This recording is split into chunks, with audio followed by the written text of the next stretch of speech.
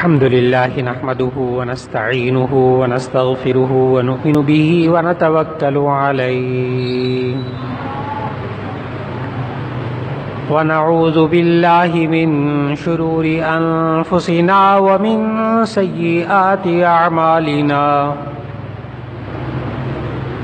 من يهده الله فلا مضل له ومن يضلله فلا هادي له ونشهد أن لا إله إلا الله وحده لا شريك له ونشهد أن سيدنا ومولانا محمدا عبده ورسوله صلى الله عليه وسلم أما بعد فأعوذ بالله من الشيطان الرجيم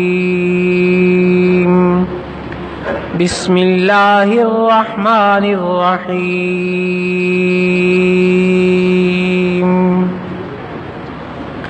والذين يقولون ربنا هب لنا من أزواجنا وذرياتنا قرة أعين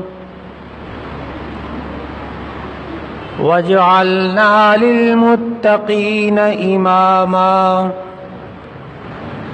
وقال النبي صلى الله عليه وسلم ما نحل والد لولد من أدب حسن صدق الله وصدق رسوله النبي الكريم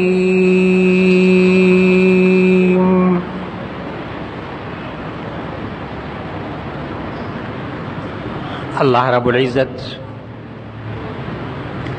آج اس دعائیہ تقریب میں تمام وہ حفاظ جنہوں نے الحمدللہ قرآن مجید حفظ مکمل کیا، اللہ رب العزت ان کو، ان کے والدین کو، ان کے اساتذہ کو، تمام اہل مجلس کو اللہ تعالیٰ اس کی برکتیں عطا فرمائے۔ آج کی اس نشست میں دعائیہ تقریب ہونے کی وجہ سے یہ دعا مانگ لیجئے جو اللہ رب العزت نے سورۃ الفرقان میں سکھائی ہے کہ رحمان کے بندوں کی جو خصوصیات اللہ تعالیٰ نے بتائی ہیں، ان خصوصیتوں میں سے ایک خصوصیت یہ ہے کہ رحمان کے بندے وہ ہوتے ہیں جو یہ دعا مانگتے ہیں۔ اللہ تعالیٰ نے یوں فرمایا سورۃ الفرقان میں، والذین یقولون ربنا هب لنا من ازواجنا وذریاتنا قرۃ اعین وجعلنا للمتقین اماما۔ ایک ایک شخص کو، ایک ایک مرد کو، ایک ایک خاتون کو آج یہ دعا مانگنی چاہیے اپنی اولاد کے لیے، اپنے گھر والوں کے لیے۔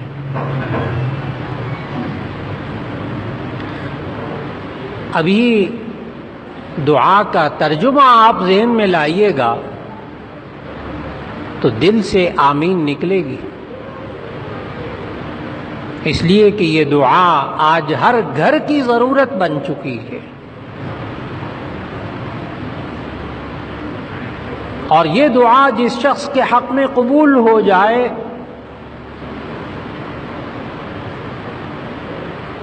اسے اس زندگی کے اندر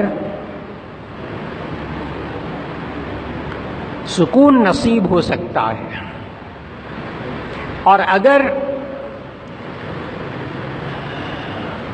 کسی شخص کے حق میں یہ دعا قبول نہ ہو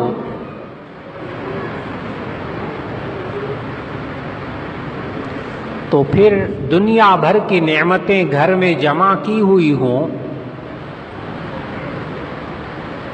وہ ساری کی ساری بیکار اور مٹی نظر آتی ہیں۔ اور دعا کا ترجمہ یہ ہے، غور سے سنیے گا، ہر شخص کے دل سے آمین نکلے گی انشاءاللہ، کہ ربنا ہب لنا من ازواجنا وذریاتنا قرۃ اعین، اے ہمارے رب ہمیں اپنے گھر والوں سے، اپنی اولاد سے آنکھوں کی ٹھنڈک عطا فرما۔ اے اللہ ہمیں اپنے گھر والوں سے، اپنی اولاد سے آنکھوں کی ٹھنڈک عطا فرما۔ آج کسی انسان کو اگر گھر سے، گھر والوں سے، گھر کے افراد سے، اہل خانہ سے، اپنے بچوں سے آنکھوں کی ٹھنڈک نہ ملے، دنیا بھر کی نعمتیں بیکار نظر آتی۔ اور دوسرا جملہ اللہ تعالیٰ نے اس دعا کے اندر یہ فرمایا کہ یہ مانگا کرو کہ وَجْعَلْنَا لِلْمُتَّقِينَ إِمَامًا، کہ اے اللہ ہمیں پرہیزگاروں کا بھی امام بنا دے۔ بہت سارے احباب ہیں،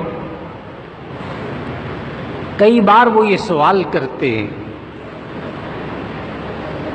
بعض علماء نے بھی یہ سوال کر دیا کہ جی دعا کا پہلا حصہ تو سمجھ میں آتا ہے، یہ دعا کا دوسرا حصہ سمجھ میں نہیں آ رہا، کہ اے اللہ ہمیں گھر والوں سے، اولاد سے آنکھوں کی ٹھنڈک عطا فرما، یہاں تک تو سمجھ میں آ رہا ہے۔ وَجْعَلْنَا لِلْمُتَّقِينَ إِمَامًا، اور ہمیں پرہیزگاروں کا بھی امام بنا دے، یہ سمجھ میں نہیں آ رہا۔ ایک ہے نا پرہیزگار بنا دے، یہاں تک تو سمجھ میں آتا ہے، لیکن پرہیزگاروں کا امام بنا دے یہ ایک دم سمجھ میں نہیں آتا۔ اس لیے لوگ سوال کرتے ہیں کہ اس دعا کے دوسرے حصے کا کیا مطلب ہے۔ جو صاحب یہ چاہتے ہوں کہ اس دعا کے دوسرے حصے کا مطلب معلوم ہو جائے تو ان صاحب کو چاہیے کہ وہ اپنے بچے کو، اپنے بیٹے کو حافظ بنا دیں۔ یہ جتنے حافظ بنے ہیں جب مصلی پہ کھڑے ہونے کے قابل ہوں گے، تراویح میں رمضان میں جب یہ قرآن سنائیں گے تو پچھلے کتنے متقی حضرات کھڑے ہو کر ان کے پیچھے تراویح پڑھیں گے، اور یہ ان کا کیا ہوگا؟ امام۔ وَجْعَلْنَا لِلْمُتَّقِينَ إِمَامًا، اے اللہ ہمیں پرہیزگاروں کا امام بنا دے۔ تو دیکھیے گا حافظ بچے، اس کی اور تفسیریں الگ ہیں، اور تفسیریں الگ ہیں، لیکن آج کے اس محفل کی مناسبت سے عرض کر رہا ہوں کہ اپنے بچوں کو حافظ بنائیے، پھر یہ متقین کے امام بنیں گے انشاءاللہ۔ اور جو دعا کا پہلا حصہ ہے جو آسان ہے کہ اے اللہ میں اپنے گھر والوں سے، اولاد سے آنکھوں کی ٹھنڈک عطا فرما،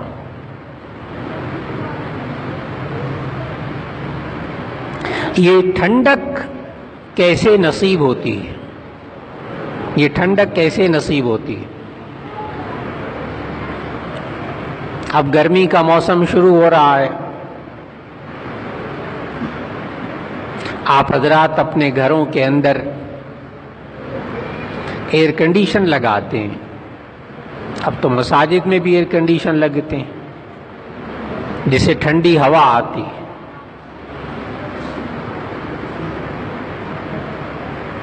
اگر آپ ایئر کنڈیشن سے، اے سی سے ٹھنڈی ہوا لینا چاہیں اور آپ بازار سے ایئر کنڈیشن خرید لے آئیں اور گھر میں رکھیں اور اس میں سے ٹھنڈی ہوا نہ آئے تو غصہ چڑھتا ہے کہ نہیں؟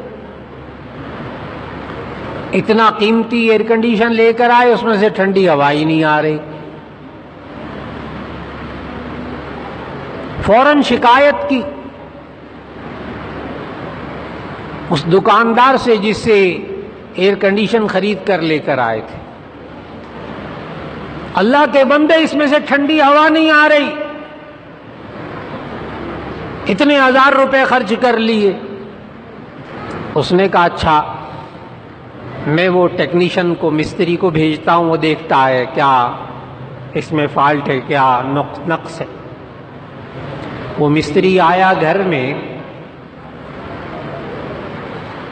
اس نے جب ایئر کنڈیشن کو دیکھا تو اپنا سر پکڑ لیا، کہنے لگا اللہ کے بندے اگر ایئر کنڈیشن سے ٹھنڈی ہوا چاہیے تو پہلے اس ایئر کنڈیشن کی جو یہ تار ہے بجلی کی، اس کو پلگ کے ساتھ لگاؤ، اس طاقت سے تعلق جوڑو، جس طاقت سے تعلق جڑنے کے بعد یہ اے سی چلتا ہے اور اس میں سے ٹھنڈی ہوا آتی ہے۔ اللہ کے بندے تم نے تو اس طاقت سے تعلق ہی نہیں جوڑا۔ کتنی سادہ سی بات ہے۔ آج انسان یہ دعائیں مانگتا ہے، چاہتا ہے کہ مجھے اولاد سے آنکھوں کی ٹھنڈک مل جائے،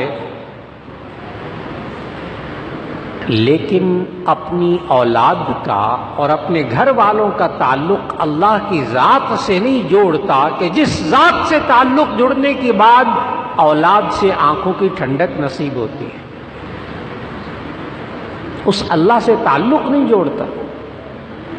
دعائیں مانگ رہا ہے، اے اللہ اولاد سے بھی آنکھوں کی ٹھنڈک عطا فرما، گھر والوں سے بھی آنکھوں کی ٹھنڈک عطا فرما، یہ دعائیں مانگ رہا ہے۔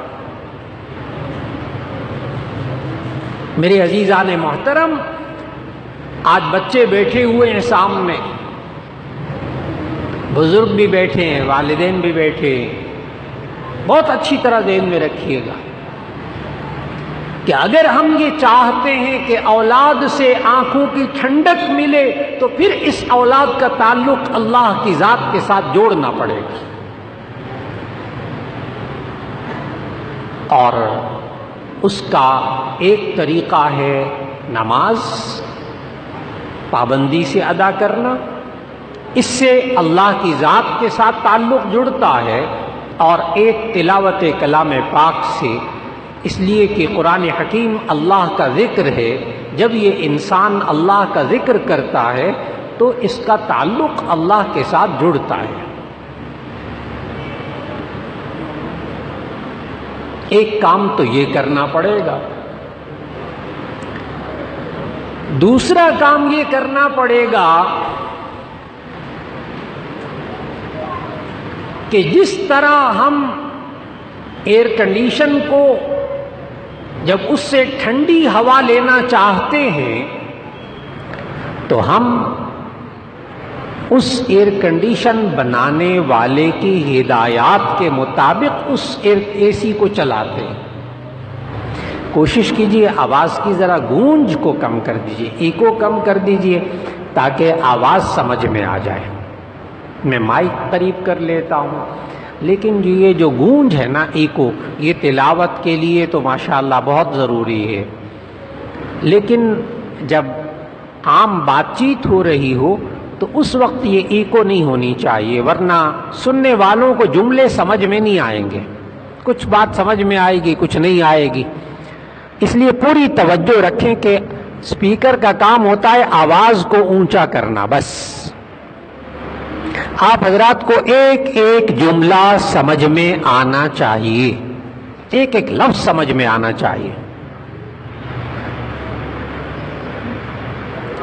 ایک تو اولاد کا تعلق اللہ کی ذات کے ساتھ جوڑنا پڑے گا، اور دوسرا کام یہ کرنا پڑے گا کہ جس طرح ہم گھر میں جب اے سی سے ٹھنڈک حاصل کرنا چاہتے ہیں تو ایئر کنڈیشن بنانے والے کی ہدایات کے مطابق اسے چلاتے ہیں تو اس میں سے ٹھنڈی ہوا آتی ہے۔ وہ ہدایات کیا ہوتی ہیں؟ وہ ہدایات یہ ہوتی ہیں کہ جناب ایئر کنڈیشن لگائیں تو اتنا اونچا لگائیں، اتنا نیچا لگائیں، دروازے بند کر دیں، کھڑکیاں بند کر دیں، تاکہ باہر کی گرم ہوا نہ آئے۔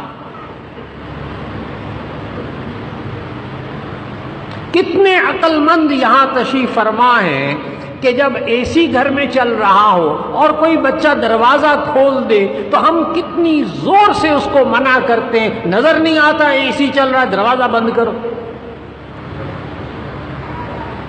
کیوں؟ اس لیے کہ سیدھی سی بات ہے، اے سی چل رہا ہے، اسے ٹھنڈی ہوا لینی ہے، وہ ٹھنڈی ہوا دے رہا ہے، لیکن یہ جو دروازہ کھلا ہوا ہے اس کی وجہ سے گرم ہوا اندر کمرے میں آئے گی اور اے سی کی ٹھنڈک بیکار ہو جائے گی۔ کتنے ہوشیار ہیں ہم ماشاءاللہ، کتنے سمجھدار ہیں کہ ہم کسی مشین سے اگر ٹھنڈک لینا چاہیں تو اس مشین کے بنانے والے کی ہدایات پر ہم بڑا عمل کرتے ہیں،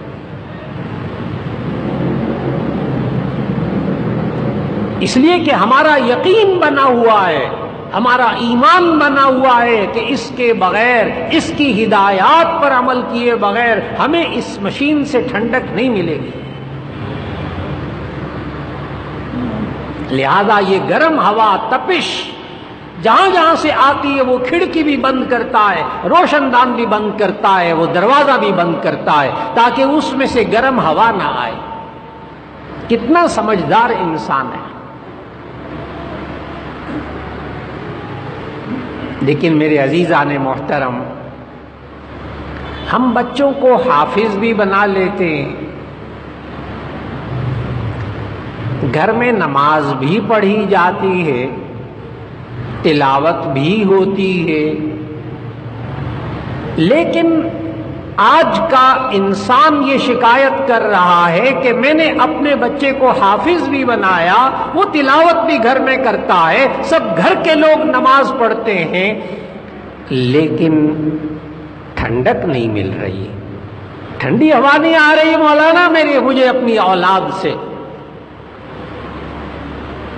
تو غور کرنا ہوگا کہ کہیں گھر میں کسی دروازے سے جہنم کی تپش تو نہیں آ رہی۔ سمجھداری سے ذرا کام لینا ہے، اس لیے کہ ہمارے معاشرے میں تو ماشاءاللہ ایسے ایسے عقل مند حضرات ہیں، ویسے پوری مجلس میں سے ایک بندہ اٹھ کے کھڑا ہو جائے جو بات کرنے لگا ہوں، اگر ہاں میں جواب ہو تو اٹھ کے کھڑا ہو جائے، اور وہ یہ کہ اگر کمرے میں اے سی چل رہا ہو تو یہاں اس مجلس میں کون سا عقل مند بیٹھا ہے کہ اسی کمرے میں جہاں ایئر کنڈیشن چل رہا ہو وہیں اسی کمرے میں اس نے ہیٹر بھی کھول دیا ہو، ہیٹر بھی جلایا ہوا ہو۔ ایک بندہ کھڑا ہو جائے کہ جی میں تو اسی طرح کرتا ہوں، ادھر اے سی چل رہا ہوتا ہے، ادھر میں نے ہیٹر چلایا ہوتا ہے، ایک بندہ کھڑا ہو جائے، سوال ہی پیدا نہیں ہوتا۔ پھر کیا ہوا کہ ہم اولاد کو حافظ تو بنا دیتے ہیں، نمازیں بھی ہم پڑھتے ہیں، لیکن گھر میں کوئی آتش کدے بھی کھولے ہوئے، جہنم کے آتش کدے۔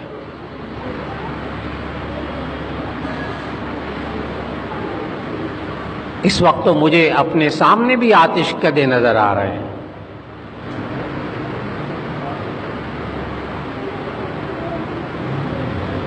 اب تو گھروں میں کیا ہمارے بچوں کی جیبوں میں آتش کدے آ گئے، جس سے جہنم کی تپش محسوس ہوتی ہے۔ جہنم کی تپش کیسے ہوتی ہے؟ اللہ کی نافرمانی۔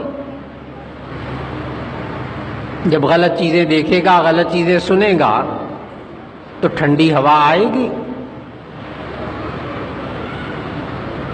یہ ہوا ہے ہمارے ساتھ، یہ جواب دے رہا ہوں اس بات کا کہ ہم نے بچوں کو حافظ بنایا، مولانا ٹھنڈک نہیں آ رہی، تو اس کا جواب یہ ہے کہ مہربانی کیجئے وہ تمام جگہ بند کر دیں کہ جہاں سے تپش آتی ہے، جہاں سے جہنم کی تپش آتی ہے وہ تمام کھڑکیاں بند کر دیں، وہ دروازے بند کر دیں، ٹھنڈک آئے گی، آپ کی اولاد سے آپ کو ٹھنڈک ملے گی۔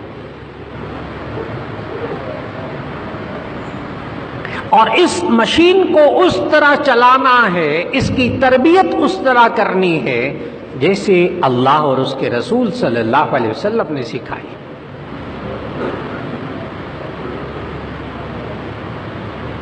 ہم آج اپنی اولاد کو، اپنے بچوں کو تحفہ دینا چاہتے ہیں تو اچھا سا تحفہ دیتے ہیں، گفٹ دینا چاہتے ہیں تو بڑا اچھا سا گفٹ دیتے ہیں۔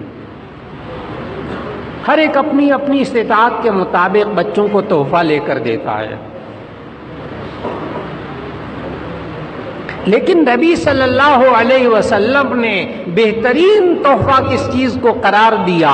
شروع میں حدیث پڑھی کہ نبی صلی اللہ علیہ وسلم نے فرمایا ما نحل والد لولد من ادب حسن او کما قال علیہ الصلوۃ والسلام، کہ کسی باپ نے اپنی اولاد کو اچھی تربیت سے بڑا تحفہ نہیں دیا ہوگا۔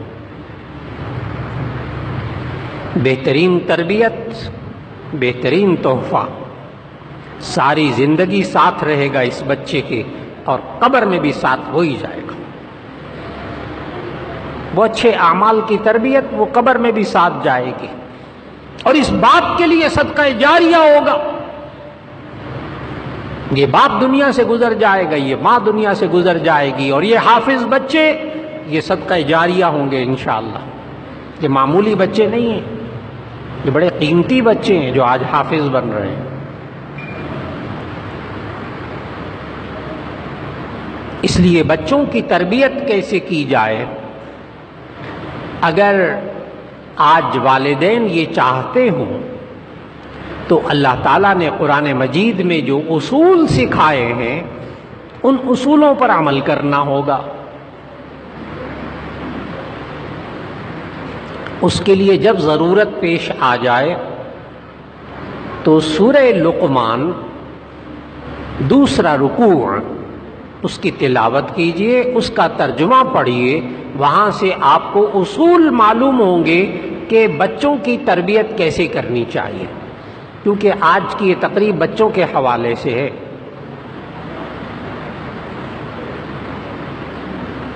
اس دوسرے رکوع میں سورہ لقمان کے اندر اللہ تعالیٰ نے ہمیں سمجھایا کہ حضرت لقمان علیہ السلام نے اپنے بیٹے کی تربیت کیسے کی تھی،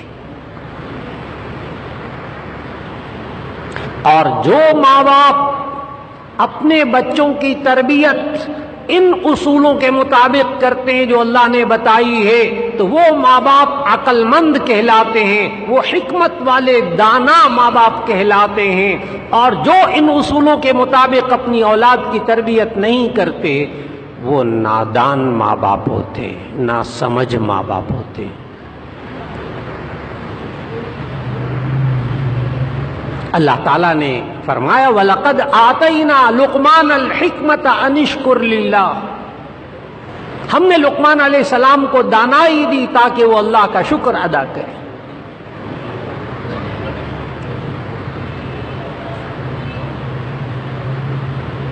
اور جب دانائی دی اللہ نے لقمان علیہ السلام کو، تو لقمان علیہ السلام نے اپنی اولاد کی تربیت کیسے کی؟ پہلا اصول، بچے کے ایمان پر محنت، بچے کے ایمان پر محنت۔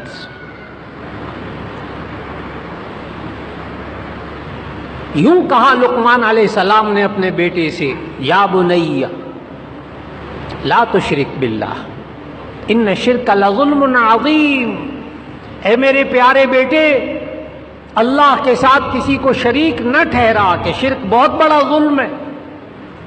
ممکن ہے کوئی صاحب یہاں بیٹھے ہوئے سوچنے لگ جائیں مولانا یہ شرک وغیرہ تو بڑی اونچی اونچی باتیں ہیں، بچوں کو کیا سمجھانی، بڑے ہو کر سمجھیں گے۔ لیکن آپ کو حیرت ہوگی کہ ہمارے معاشرے میں دودھ پیتے بچوں کو مائیں شرک کے راستے پر لگا دیتی، بہت عجیب بات ہے۔ دودھ پیتے بچے کو ماں کہتی ہے دودھ پیو ورنہ تمہیں ڈوگی کھا جائے گا. ڈوگی سمجھتے ہیں؟ کتا. بچے کو کیا کہتے ہیں؟ دودھ پیو ورنہ ڈوگی کھا جائے گا. ہاں. ماں کہتی ہے بچے کو دودھ پیو ورنہ تمہیں بھالو کھا جائے گا، بھالو آ جائے گا، وہ بوری والا بابا آ جائے گا، میں تمہیں اندھیرے کمرے میں بند کر دوں گی اگر تم یہ کرو گے. اندھیرے سے ڈراتی ہیں، کتے سے ڈراتی ہیں، بھالو سے ڈراتی ہیں، مخلوق سے ڈراتی ہیں. جب وہ دودھ پیتے بچے کو بچپن سے لے کر جوانی تک ماں اور باپ مخلوق سے ڈراتے ہیں، وہ جوان ہو کر بھی مخلوق سے ڈرتا ہے، خالق سے نہیں ڈرتا. خالق سے نہیں ڈرتا. خالق کا ڈر اس کے اندر پیدا ہی نہیں کیا گیا. کتنی ماؤں نے بتایا ہوگا بچوں کو کہ اللہ بہت بڑا ہے، یہ اللہ نے چیزیں دی ہیں، یہ اللہ نے نعمتیں دی ہیں. کتنی مائیں جو اپنے بچوں کے سامنے یہ جملے دہراتی ہیں، اللہ کی بڑائی ان کے اندر پیدا کرتی ہیں. اس لیے آج وقت کی سب سے بڑی ضرورت یہ ہے کہ دودھ پیتے بچوں کے ایمان پر محنت کی جائے. ان کے منہ سے پہلا جو کلمہ نکلے، پہلا جو جملہ نکلے، وہ نبی صلی اللہ علیہ وسلم کے اس ارشاد کے مطابق کہ افتحوا علی السنۃ صبیانکم اول کلمۃ بلا الہ الا اللہ او کما قال علیہ الصلوۃ والسلام، کہ بچے کی زبان کا افتتاح لا الہ الا اللہ سے کراؤ. بچے کی زبان کا آغاز اللہ کے ذکر سے کراؤ، تب اس کے ایمان پر محنت ہوگی. پوچھیں بچے سے یہ دودھ کس نے دیا، وہ کہے اللہ نے. پوچھئے یہ بسکٹ کس نے دیا، یہ کھانے کی چیز کس نے دی، وہ جواب میں کہے اللہ نے. بچے کے ایمان پر محنت. پھر اس کے بعد ماں باپ کے ساتھ اچھا رویہ، اچھا سلوک. وَوَصَّيْنَا الْإِنسَانَ بِوَالِدَيْهِ، والدین کے ساتھ اچھا سلوک، ماں باپ کے ساتھ اچھا رویہ.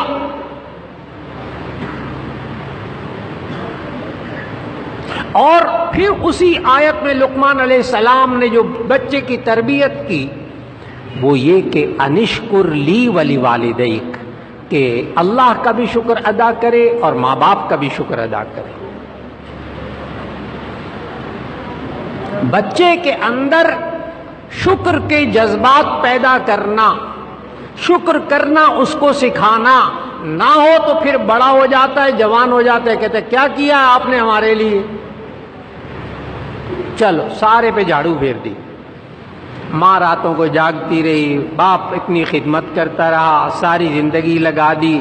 جب جوان ہوتا ہے تو کہتا ہے کیا کیا ہے آپ نے ہمارے لیے، حافظ ہی بنایا ہے نا. اس لیے کہ مزاج میں شکر نہیں ہے، مزاج میں شکر نہیں ہے. بندے کا شکر کیسے ادا کریں یہ نبی صلی اللہ علیہ وسلم نے سمجھایا. یاد رکھ لیجئے گا، بعض حضرات ہوتے ہیں جب ان کا شکریہ ادا کیا جائے تو وہ آگے سے کہتے ہیں اللہ کا شکر ادا کریں، ہمارا کیا ادا کرتے ہیں. لیکن یاد رکھیے گا نبی صلی اللہ علیہ وسلم نے ارشاد فرمایا من لم یشکر الناس لم یشکر اللہ، جو لوگوں کا شکریہ ادا نہیں کرتا وہ اللہ کا بھی شکر ادا نہیں کرتا. جو بچہ ماں باپ کا شکر ادا نہیں کرتا وہ اللہ کا شکر بھی ادا نہیں کرتا. اس کی وجہ کیا ہے؟ ایک محدث نے بڑی خوبصورت بات لکھی، بڑی خوبصورت بات لکھی. پوری توجہ رکھیے گا تاکہ بات سمجھ میں آئے. ان محدث نے اس کی وجہ لکھی کہ یہ کیا بات ہوئی کہ جو لوگوں کا شکر ادا نہیں کرتا وہ اللہ کا شکر ادا نہیں کرتا، یہ کیا بات ہوئی؟ ان محدث نے لکھا کہ دراصل اللہ تعالیٰ بندوں کے ذریعے نعمتیں دیتا ہے، جو نعمت دیتا ہوا نظر آ رہا ہے یہ بندہ اس کا شکر ادا نہ کرے تو جو نظر نہیں آ رہا اس کا شکر ادا کیا کرے گا. بات کو سمجھنا ہے. یہ ماں باپ نعمتیں دیتے ہوئے نظر آ رہے ہیں، یہ بندہ اس کا شکر، یہ بچے ماں باپ کا شکر ادا نہیں کریں گے تو جو نعمت دیتا ہوا نظر نہیں آ رہا اس کا کہاں یہ شکر ادا کریں گے. اس لیے بندے کا شکریہ کیسے ادا کیا جائے، اب بچوں کو سکھانا ہے۔ نبی صلی اللہ علیہ وسلم نے جو سکھایا کہ جب آپ کے ساتھ کوئی اچھا سلوک کرے، آپ کو کوئی نعمت مہیا کرے، تو آپ جواب میں کہیں جزاک اللہ خیرا، اللہ آپ کو بہتر بدلہ دے۔ یہ بندے کا شکر ادا کرنے کا طریقہ ہے۔ کاش کہ آج ہم اپنے بچوں پر یہ تربیت کر سکتے کہ آپ ماں باپ گھر میں بچوں کو ایک ٹافی بھی دیں نا، ایک چاکلیٹ بھی دیں، بچہ آگے سے کہے جزاک اللہ، دن بھر میں 20 دفعہ جزاک اللہ کہے۔ یاد رکھ لیجئے گا، جب وہ جزاک اللہ کہے گا نا، ہر دفعہ اللہ کا ذکر بھی کرے گا۔ اللہ کا نام لیا کہ نہیں لیا؟ جزاک اللہ کہنے پر وہ اللہ کا ذکر کرے گا۔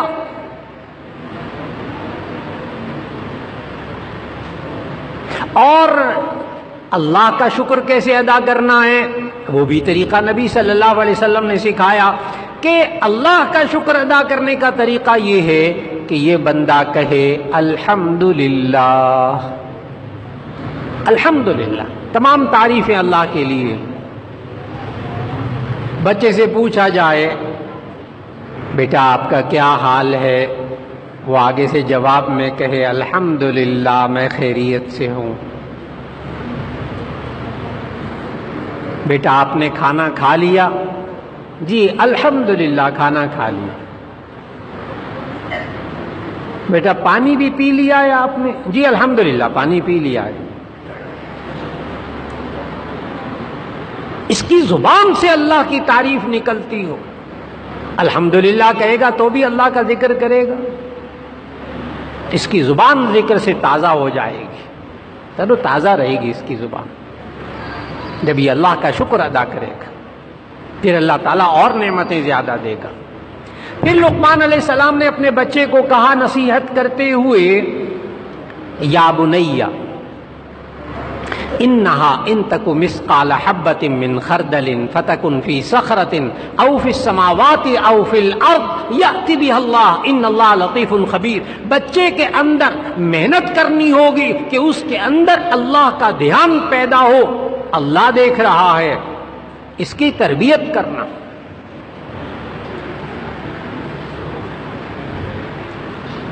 یہ مشائخ یہی تربیت کرتے ہیں۔ بچوں کو ذرا غور سے سننا ہوگا تاکہ مشکل باتیں نہ ہوں، بچوں کو بھی سمجھ میں آ جائیں۔ جی بچے باتیں نہیں کریں گے، اس لیے کہ میرے سبق کے اندر بچے باتیں نہیں کریں